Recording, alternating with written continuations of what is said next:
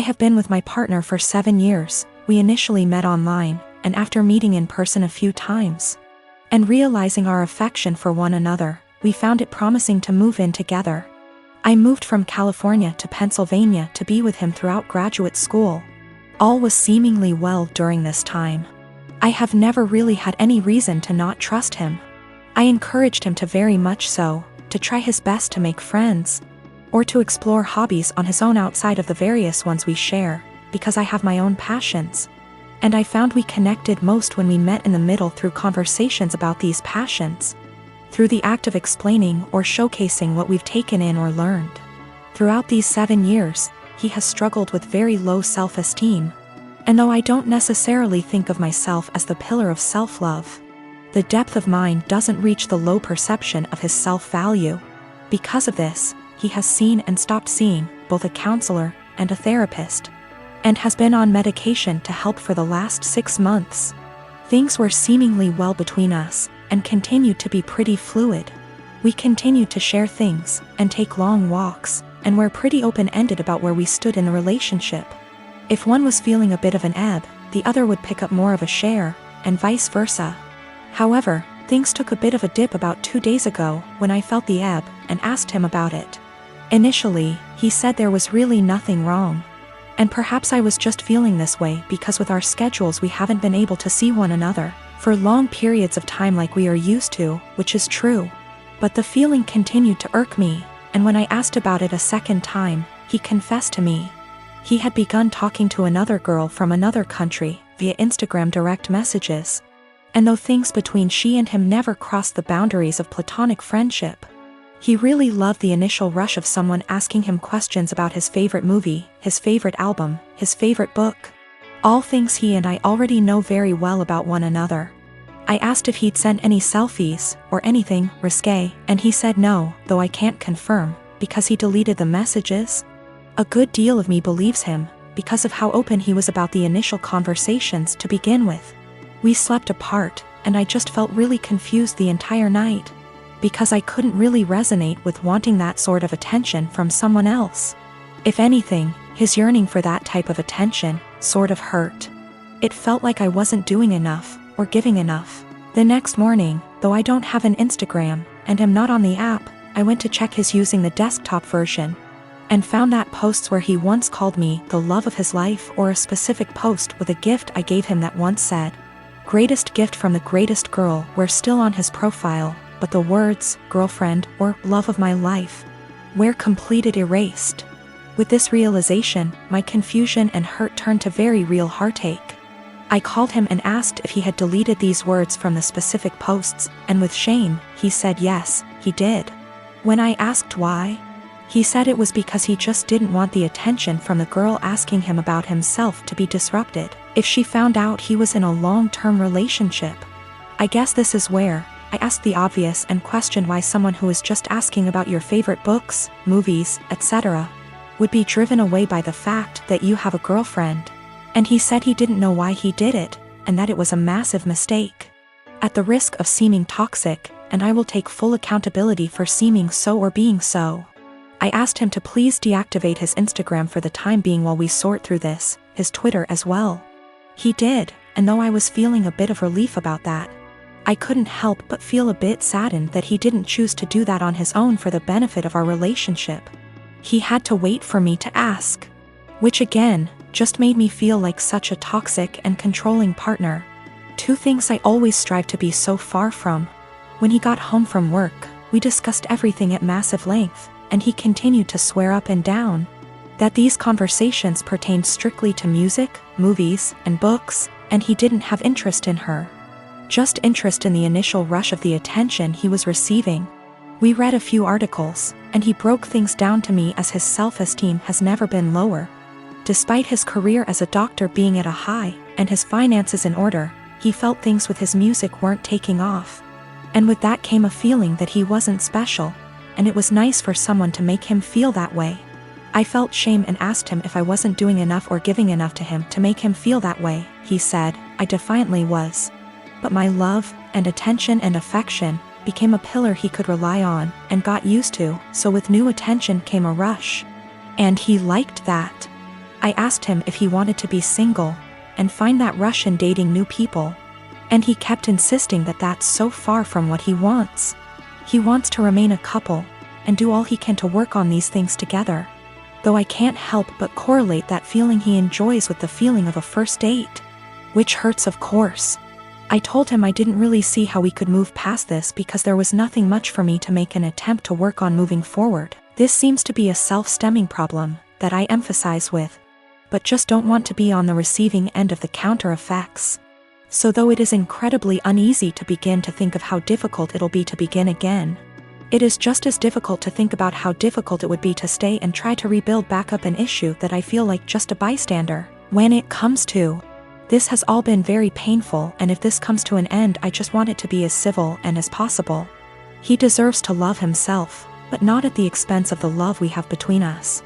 I deserve love that is stable and comforting, and not laced with newfound paranoia. Despite this all, my heart is still very much in this, of course, and he has been very vocal about how it was just one mistake. Nothing happened, we can work through this, etc.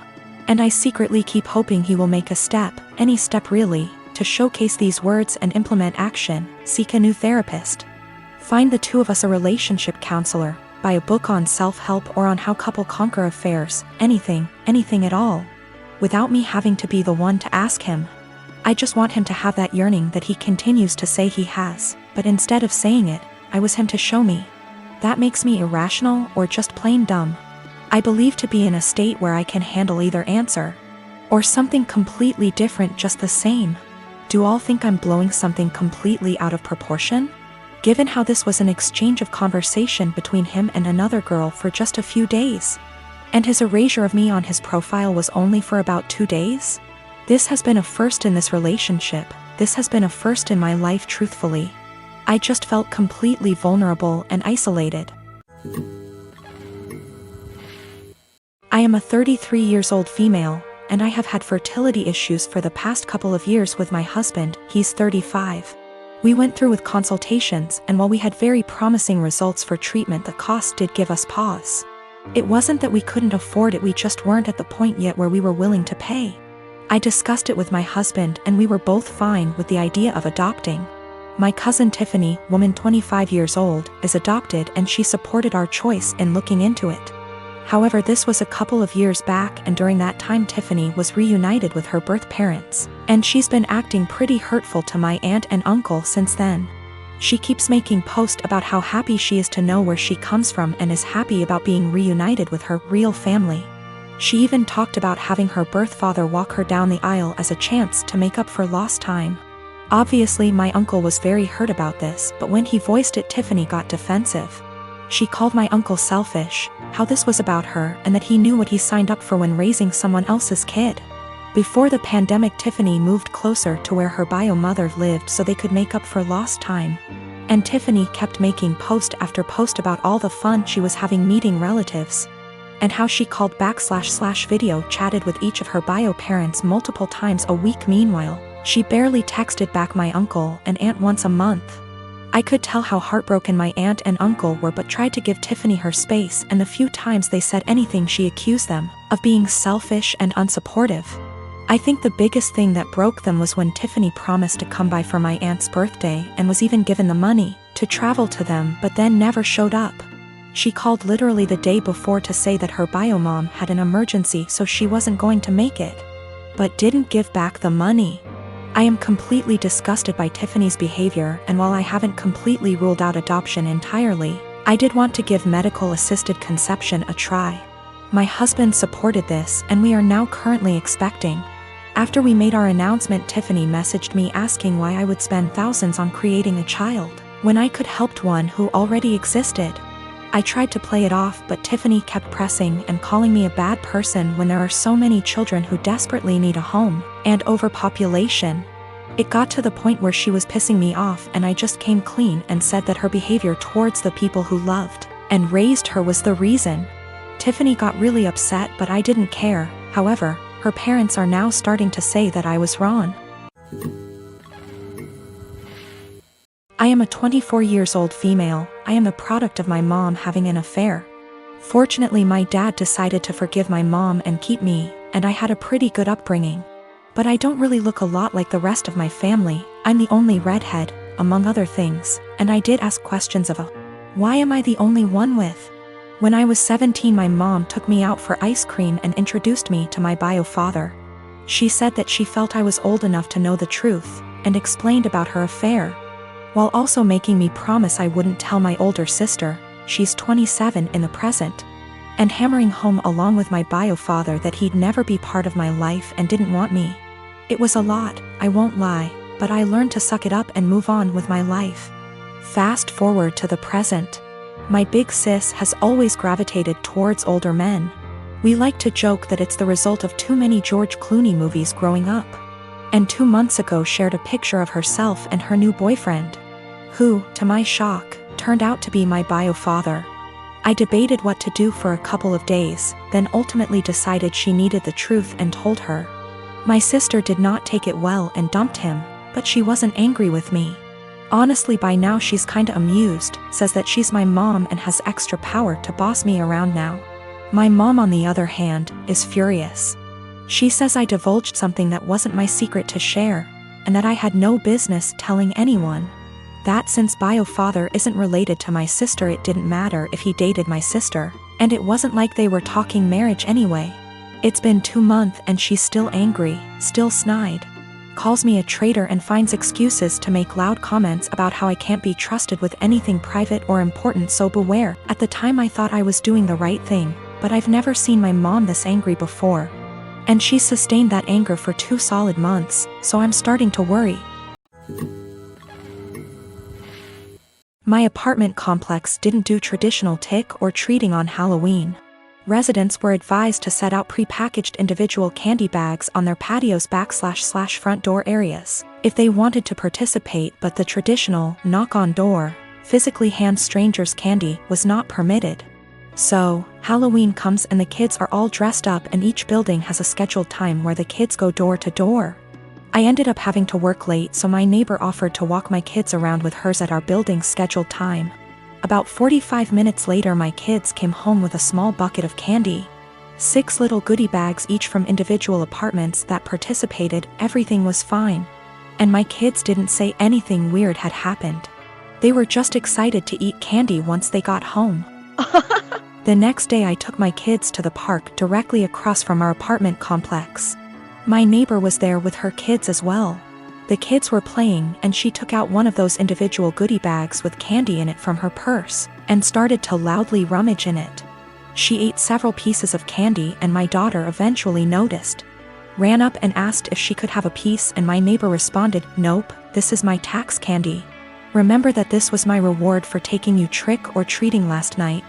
I was a little weirded out by that statement and asked what she meant. She said that since she is the one who had to take the kids out, she took 5 bags from each of my kids as a tax. Her son then chimes in and said, "You only took 2 bags from us." She responded with, "But I'm your mom. I was doing OP a favor so they get a higher candy tax."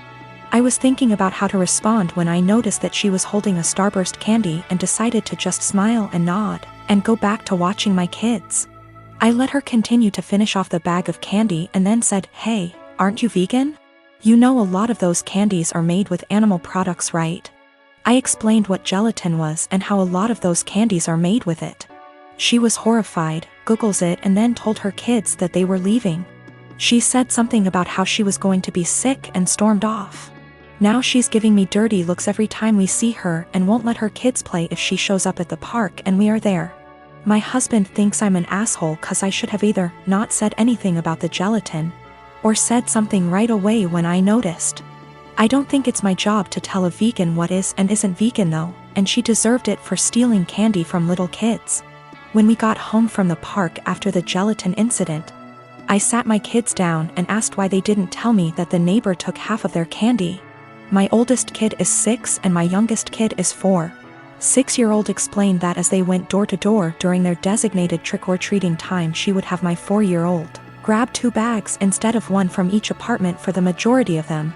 She explained it to my kids that they were grabbing extra bags for her to be handed over at the end as taxation.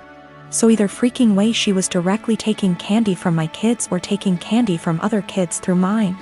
As for the authenticity of her vegan sim, I may have exaggerated when I said super vegan when I first posted this. She claims to be vegan and is very in people's faces about the benefits, etc. It's 100% about the health side. She brags about veganism curing cancer, diabetes, even some mental health issues.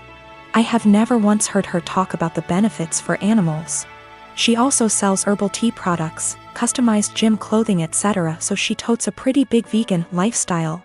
If that makes sense. Now for the gelatin. She knows what gelatin is, she knows what it's made out of, she knows that there are obvious things that she can't eat.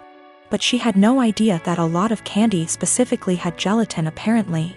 When I told her that they had gelatin in it, she knew what gelatin was but Googled the candies to see if I was correct.